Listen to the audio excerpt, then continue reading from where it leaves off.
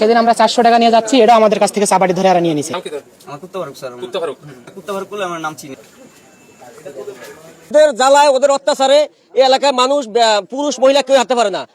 একটা লোক স্যার কি করে, মাস শেষে কয় টাকা বেতন পায়? অফিসে বাইরে আগে সামুরা দিয়া কোপে নিয়ে জায়গা, মাথা মাথায় বাড়ি দেয়, পিঠ পেঁচে কোপ দেয়, যেখানে ইচ্ছা সেখানেই কোপ দেয়। এদের অত্যাচারে এলাকাবাসী অতিষ্ঠ। সমাজে থাকা দরকার, সমাজে যারা ক্ষতি করে তাকে তো কুত্তা ডাকে, তাই না? সমাজে থাকা দরকার না থাকা দরকার? নাম কি তোর? আমার কুত্তা ফারুক স্যার। কুত্তা ফারুক। মানুষ কি কুত্তা ফারুক ডাকে? না, আমি ফারুক করে ডাকে, মানে কুত্তা ফারুক করলে আমার নাম চিনি, মানে কুত্তা ফারুক করলে মানুষ চিনে? কোন এলাকায় আছে? মোহাম্মদপুর ঢাকা উদ্যান নবীনগরে। মোহাম্মদপুর ঢাকা উদ্যান নবীনগরে। আমাদের লিডার যে কালিয়া জহির স্যার। কালিয়া জহির? কালিয়া জুয়েল? জহির। কালিয়া জহির কোন কোন এলাকা করো? পরে আমরা সেক্ষেত্রে মোহাম্মদপুর, সেক্রেটারি মোহাম্মদপুর, বেরির উপরে পাম্পে, বেরির পাম্পে। কি চিন্তাই না ডাকাতি? এই যে স্যার চিন্তাই? জি স্যার। মোবাইল না? পয়সা যা পারি তাই। মোবাইল টাকা পয়সা করে নাও? জি স্যার। তারপরে মানুষ মেরে ফেলো না? না স্যার, এই কোপ দাও না? এটা দিয়ে কোপ দাও না? কোপ দিন না স্যার। কোপ দাও না? কি করো এটা দিয়ে? এমনি বাড়ি দেখালি স্যার, এমনি দিয়ে দেয় স্যার। এবার দেখালি দিয়ে দেয়। কর্নেল নামে এক ছেলে, ওটার কাজকে ধরে দিচ্ছে। ওর সাথে আরো কতগুলো আছে। আমরা রাত্রে অনেক রাত্রে আসি কাজ করে, নিরাপদে যাইতে পারি না। এই খালপাড়টা যেতে হয় আমার বাসা ওই সাইডে, ওই চাপাটি চুপাটি যেগুলো নিয়ে দাঁড়ায় থাকে, মানুষরা কোপায় এগুলো মনে করে নিয়ে যায়। আমরা যাই যে ওদের শাস্তি হোক, ওদেরকে মনে করেন একদম যাবি না, সরকারের কাছে এটাই আমাদের আকুল আবেদন।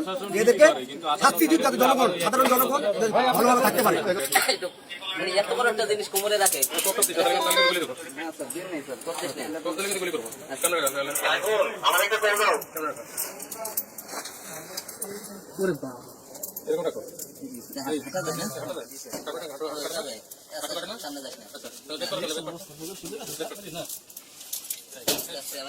আমরা আপনাদের প্রতি খুব খুশি, অনেক ঠান্ডা হয়েছে।